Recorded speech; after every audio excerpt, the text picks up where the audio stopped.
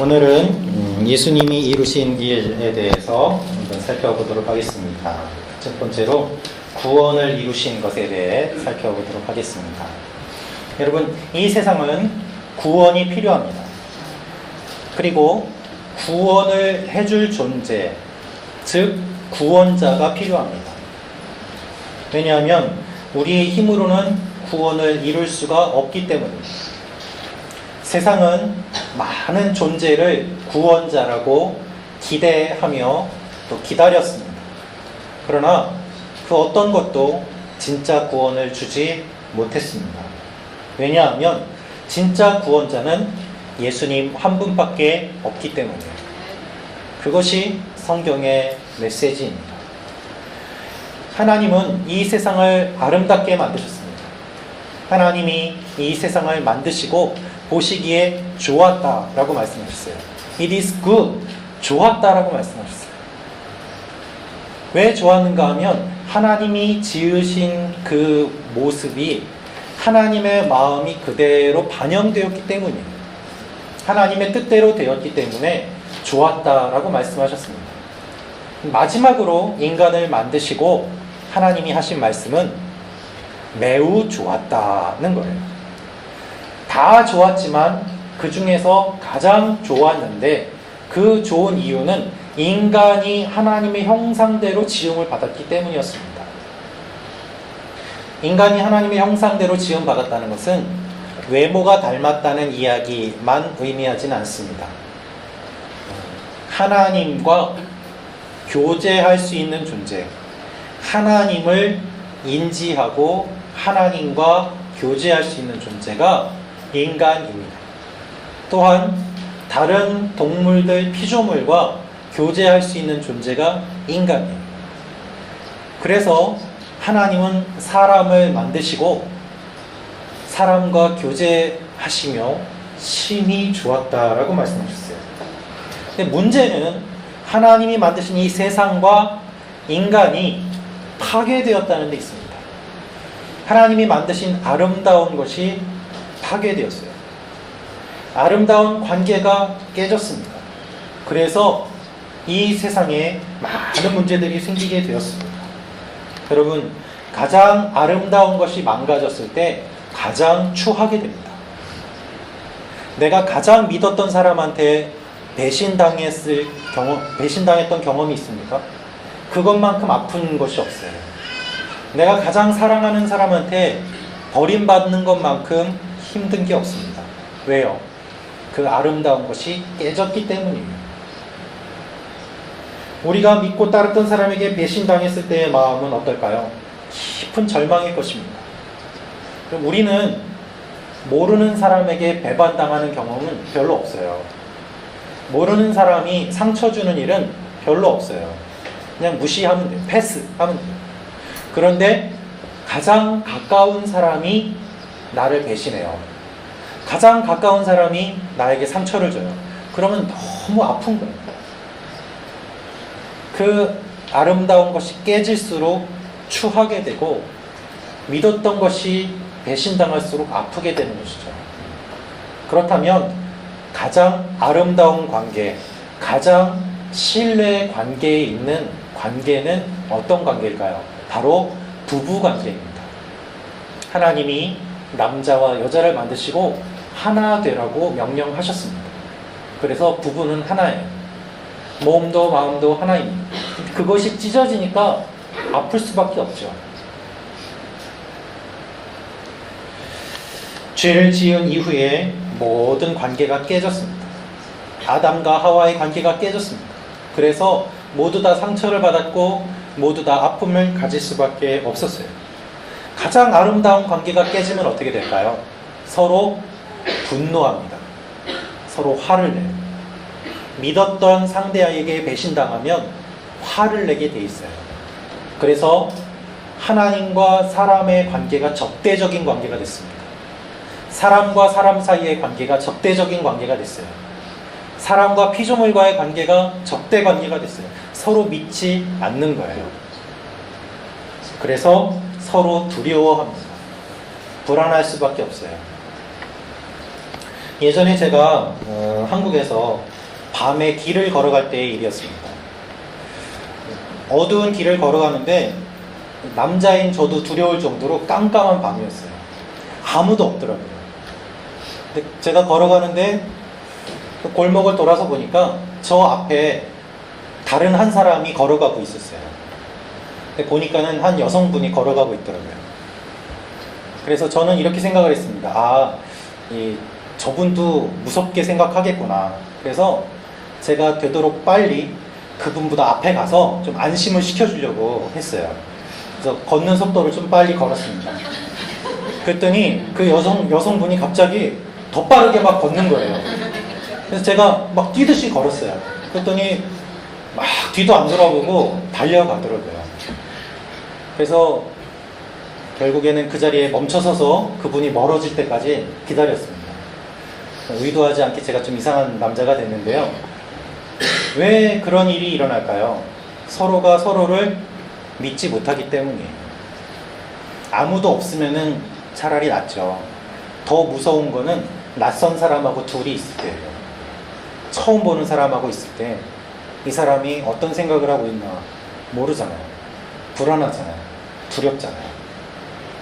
그것이 깨어진 우리의 관계를 보여주고 있습니다. 여러분, 사람과 사람은 원래 사랑하는 관계로 지음받았습니다. 그러나 그 관계가 깨졌기 때문에 서로 믿지 못하고 의심하고 두려워하는 거예요. 하나님하고 우리와의 관계는 사랑하는 관계였습니다. 근데 이 관계가 깨졌어요. 그러니까 하나님이 두려워져요. 그것이 하나님과 우리의 모습, 우리와 우리의 모습입니다. 여러분, 이것이 얼마나 슬픈 일입니까? 우리의 모습은요, 뭔가 좀 잘못됐어요. 정상이 아니에요. 원래의 모습으로 돌아가야 돼요. 그것이 구원이 필요한 이유입니다. 우리가 예수 믿으면 구원받는다라는 이야기를 많이 하는데요. 여러분, 예수님이 이 땅에 오셔서 구원을 이루셨어요. 예수님이 이루신 이 구원이라는 것은 과연 무엇일까요?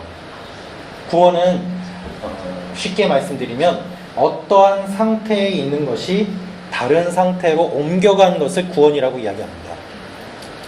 어떤 상태에 있던 것이 다른 상태로 옮겨진 것을 구원이라고 해요. 예를 들면 이런 것입니다. 어떤 사람이 강에 빠졌어요. 이 사람을 구원하려면 어떻게 될까요? 강에서 건져내서 땅으로 옮겨야 됩니다. 그러면 이 사람은 살아나죠. 어떠한 상황에 처해 있는 사람을 다른 것으로 옮겨주는 것을 성경에서 말하는 구원이라고 합니다. 상태가 바뀐 겁니다. 기독교의 구원은 무엇일까요? 대체 어떤 상태에서 어떤 상태로 바뀐 것일까요? 성경이 말하는 구원은 인간이 죄인으로서 죄 속에서 살고 있는데 이 죄에서 벗어나서 의로운 삶이 된 것을 구원이라고 얘기해요. 죽음에서 생명으로 옮겨진 것을 구원이라고 얘기해요. 절망에서 소망으로 바뀐 것을 구원이라고 얘기해요. 할렐루야. 이것이 예수님께서 이루어 주신 일이요, 성경이 말하는 구원이에요. 서로 적대적인 관계에서 화평을 이루게 된 것이 구원이에요. 그래서 우리가 예수 믿으면 구원받는다 라고 말을 하는데 그 진짜 의미는 무엇인가? 당신이 예수를 믿으면 죄에서 의인으로, 죽음에서 생명으로, 절망에서 소망으로 바뀌게 됩니다 라는 말이에요. 여러분, 우리의 죄 속에 있고요, 특별히 죄의 결과는 죽을 수밖에 없어요. 그래서 우리의 구원은 죄로부터의 구원, 죽음으로부터의 구원입니다. 이 일을 위해서 예수님이 이 땅에 오셨습니다. 그 내용을 조금 더 구체적으로 살펴보면, 먼저 예수님은 우리를 죄에서 구원해 주셨어요. 우리의 모든 문제는 다 죄로부터 시작됐습니다. 죄 때문에 여러 가지 다양한 일들이 일어나는 거예요. 그 근본적인 문제는 죄예요. 근데 우리의 관점은 이 죄가 아니라 드러나는 문제들을 해결하는 데 있어요. 그래서 이 근본적인 문제를 해결하지 않으면 이 세상의 문제는 해결되지 않습니다. 마치 이런 것입니다. 여러분, 어떤 사람의 집에 갔더니요, 냄새가 나더라고요. 뭐 이상한 냄새가 나요. 음식물 쓰레기 냄새가 났어요. 근데 이게 어디서 나는 냄새인가 보니까 쓰레기통에서 나는 냄새예요. 막 파리가 날아다니고 뭐 냄새가 나는 거예요. 그러면은 그 냄새를 없애려면 어떻게 해야 될까요? 쓰레기를 갖다 버려야죠. 쓰레기통을 깨끗하게 씻어야죠. 그래야지 문제가 해결되지 않습니까? 그런데 그게 아니라 그 냄새를 없앤다고 그 위에다가 향수를 막 뿌려요. 그럼 어떻게 될까요? 냄새가 섞여서 더 이상해져요. 이 세상이 문제를 어떻게 해결하려고 했는가? 지금까지 향수를 뿌려왔어요. 인간의 문제를 해결하기 위해서 철학과 과학과 여러 가지 방법들을 동원했습니다. 하지만 바뀌지 않았어요. 하나도 바뀌지 않았습니다. 오히려 더 심각해지고 오히려 더 보이지 않는 곳으로 죄가 깊이 들어갔어요. 사람들을 만나면 굉장히 신사적입니다. 그러나 그렇게 보여도 실제로는 죄의 문제에서 벗어나지 못했어요. 겉으로는 아닌 척해도 더 깊은 죄 속에 있는 경우가 많습니다. 교양이 있어 보이지만 문제가 해결되지 않았어요. 아무런 문제 없이 잘 지내는 것처럼 보이지만 조금만 이야기해보면 얼마나 문제가 많은지를 느낄 수가 있어요. 그것이 우리가 살고 있는 이 사회의 모습입니다. 여러분, 인간의 본질이 바뀌지 않으면 문제는 해결되지 않아요. 이 문제를 우리 믿음의 선배는 다음과 같이 말했습니다. 하나님께서 사랑으로 받아주시기를 바라면서도 죄를 버리기를 바라지 않는다면 그것은 하나님을 조롱하는 것이다.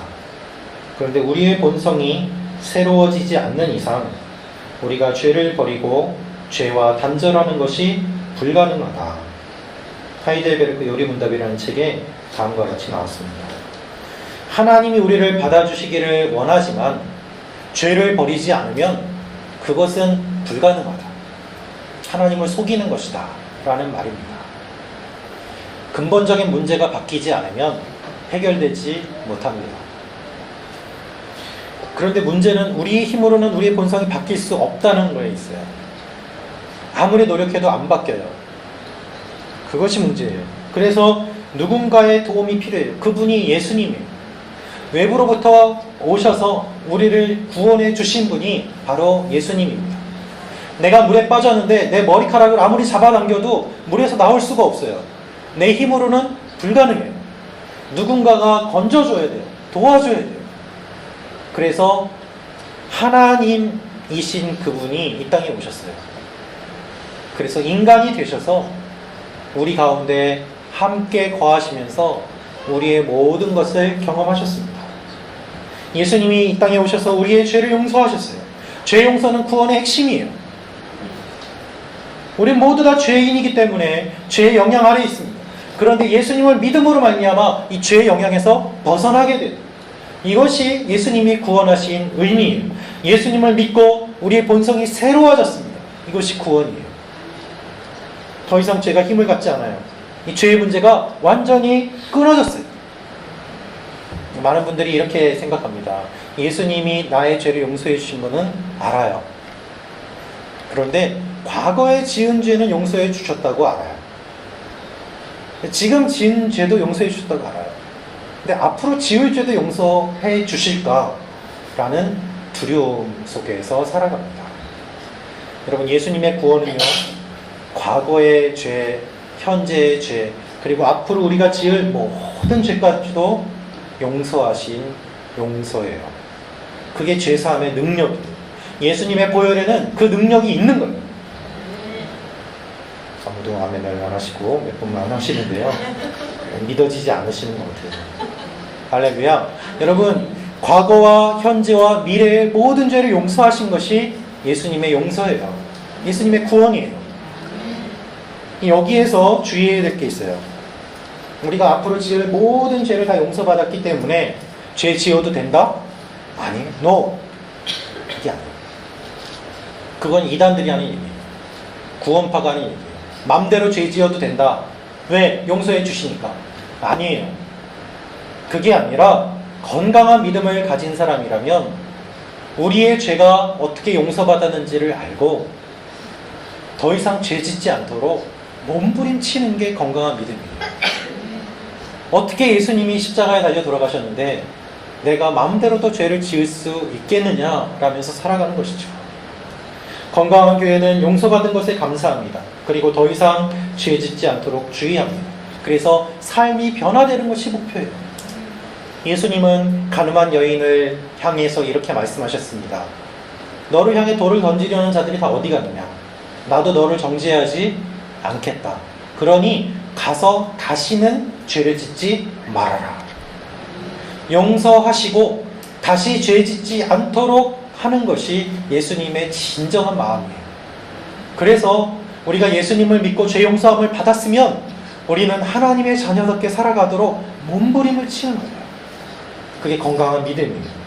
우리의 모습이 더 이상 죄 짓지 않도록 주의하고 삶이 변하고 본성이 바뀌는 것이 하나님이 말씀하신 내용입니다. 이것이 바울이 경험한 거예요. 바울은 예수님을 믿었습니다. 그는 자기 속에 있는 죄가 너무나도 깊은 것을 깨달았어요. 그래서 로마서 7장에서 누가 이 깊은 골짜기에서 나를 건져낼까 탄식합니다. 그런데 로마서 8장에 들어오면서 예수 그리스도로 인해 감사한다며 예수님으로 인해 구원받은 것에 대한 그 감동을 표현하고 있어요. 그가 고린도후서 5장 17절에 이렇게 말씀하고 있습니다. 그런즉 누구든지 그리스도 안에 있으면 새로운 피조물이라 이전 것은 지나갔으니 보라 새 것이 되었도다. 우리 함께 읽겠습니다. 시작. 누구든지 그리스도 안에 있으면 새로운 피조물이다. 옛 것은 지나갔으니 보시로 새 것이 되었도다. 네, 새로운 피조물이 됐기 때문에 더 이상 죄 짓는 게 어색하고 죄 짓는 게 힘들어져요. 그게 바뀐 우리의 본성이에요.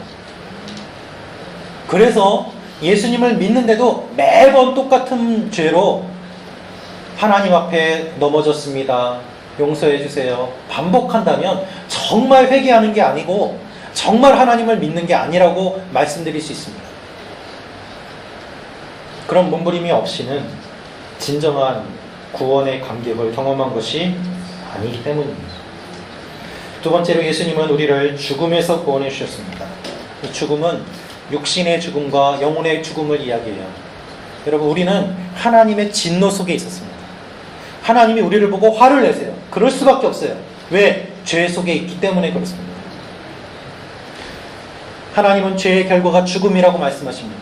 그래서 죄의 문제에서 해결받을 뿐만 아니라 죽음의 문제에서 해결받아야 돼요. 예수님이 우리에게 오셔서 하신 것이 영원한 생명을 주신 거예요. 우리가 이 떡을 먹었습니다마는 이 떡은 예수님이 요한복음 6장에서 나는 생명의 떡이다 라고 말씀하신 그 의미예요. 이것을 먹음으로 주님의 영원한 생명이 우리에게 주어지는 것입니다. 예수님은 이 땅에 오셔서 죄의 문제를 해결하셨을 뿐만 아니라 죽음의 문제를 해결하셨어요. 그리고 죄의 문제를 해결하고 죽음의 문제를 해결하신 것뿐만 아니라 하나님과 화평을 이루게 하는 일까지도 이루셨습니다. 그래서 하나님을 두려워하고 하나님과 관계를 맺지 못하면 진정 구원을 받은 게 아니에요. 진정한 구원이 아니에요. 구원에 대해서 깊이 생각해야 돼요. 구원의 의미를 우리가 오해하기 때문에 내가 구원받았는지 혼란스러운 것이죠. 여러분, 죄를 지으면 하나님이 분노하세요.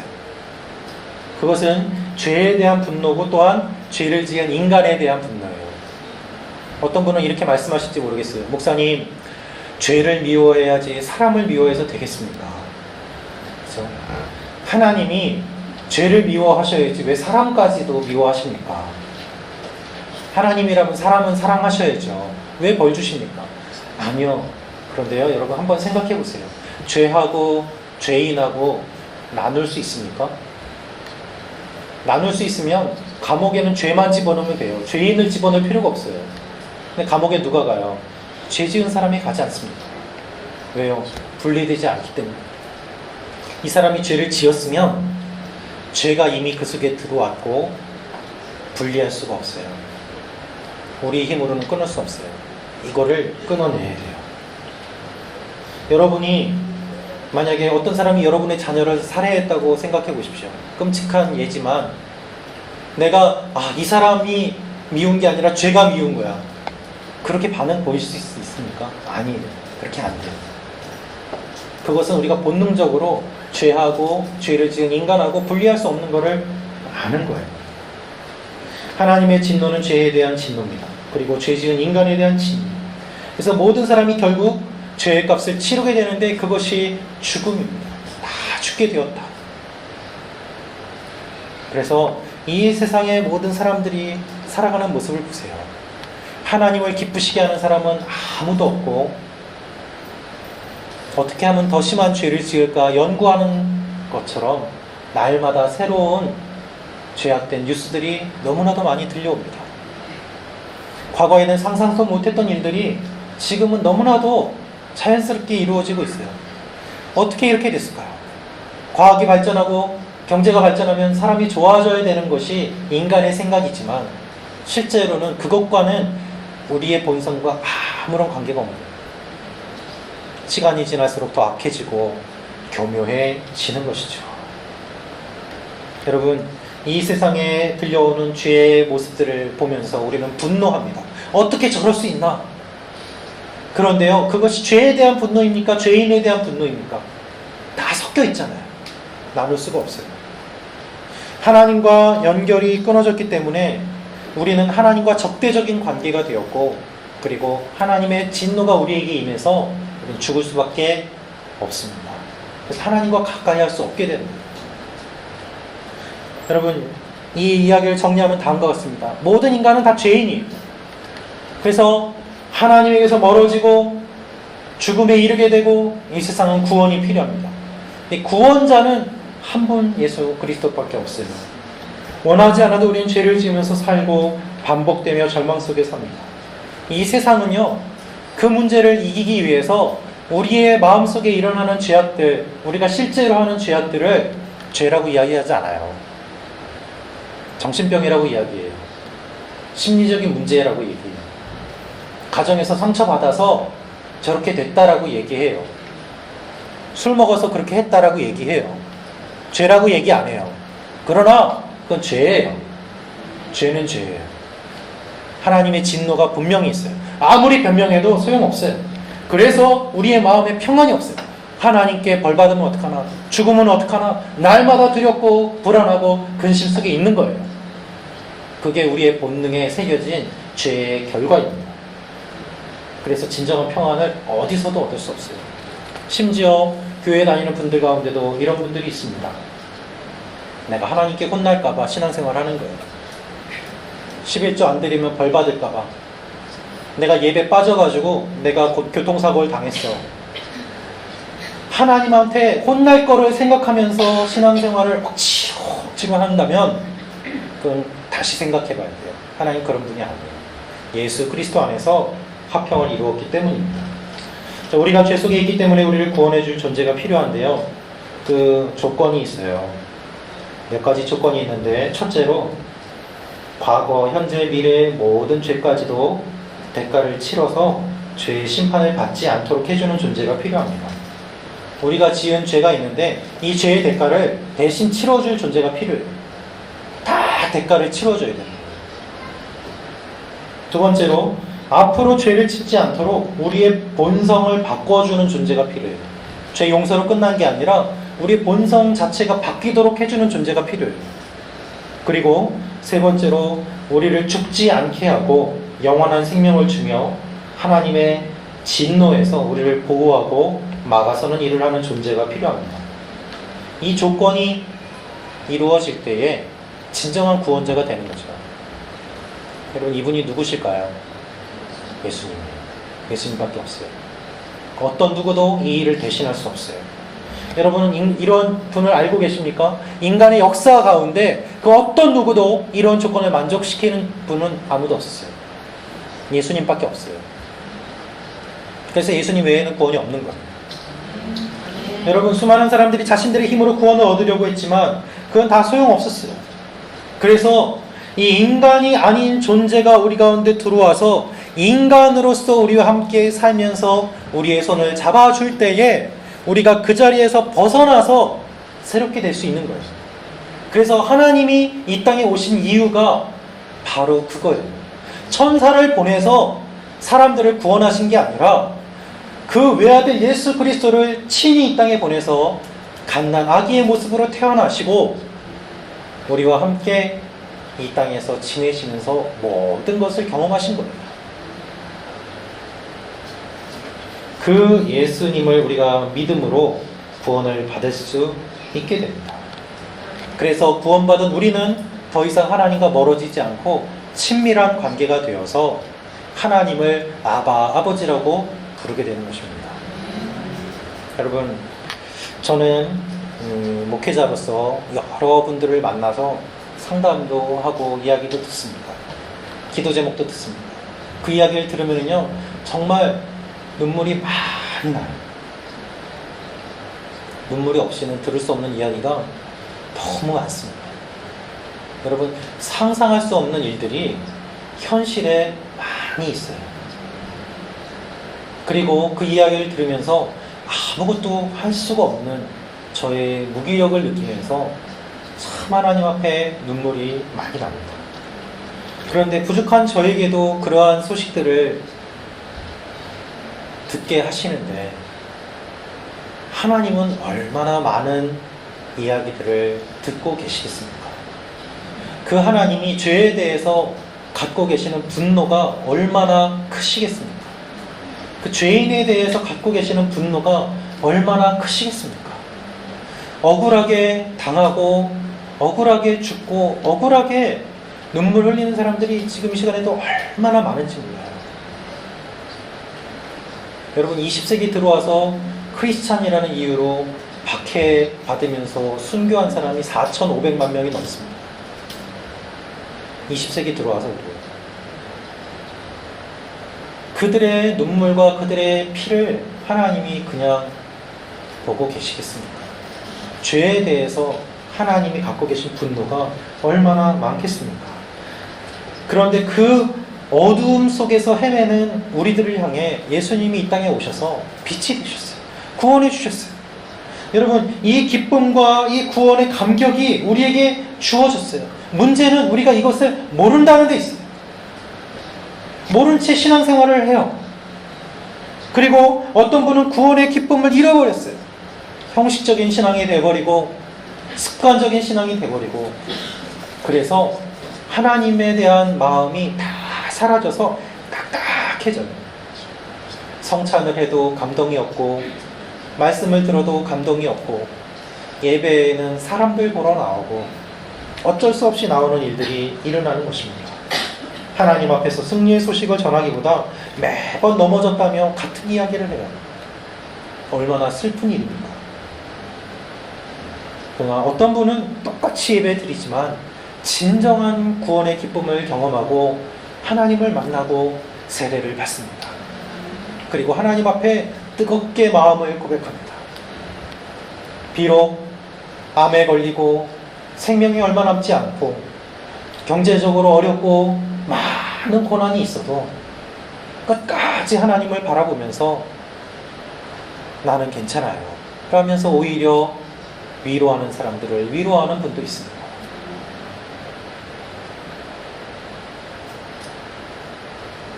여러분이 보시기에 어떤 모습이 진정한 구원의 모습이겠습니까? 우리에게 복음이 없는 것이 문제가 아니라 복음을 잘 모르는 것이 문제예요. 우리에게 구원이 없는 것이 문제가 아니라 이 구원의 기쁨을 잃어버린 것이 문제입니다. 하나님의 은혜를 경험하고 평안을 누리는 것이 아니라 하나님과의 관계가 여전히 좋지 않은 채 두려움 속에서 신앙생활을 하는 것이 문제입니다. 여러분, 예수님이 이 땅에 오셔서 하신 일은 죄에서 우리를 구원해 주신 거예요. 그리고 죽음에서 우리를 구원해 주신 거예요. 우리는 죽어도 죽지 않아요. 이 땅에서 살릴 끝이 아니에요. 하나님이 우리를 그렇게 두지 않으세요. 할렐루야. 그래서 예수 그리스도를 믿는 믿음이 이 세상을 이기는 것입니다. 그 믿음이 우리에게 주어졌기 때문에 그 믿음으로 우리는 승리하며 영원한 생명을 얻게 되는 것이죠. 이것이 예수님이 우리에게 오셔서 하신 일이에요. 이 일이 이미 여러분에게 주어졌음을 믿고 주님과 함께 동행하는 여러분과 제가 되기를 주님의 이름으로 축원합니다. 기도하겠습니다.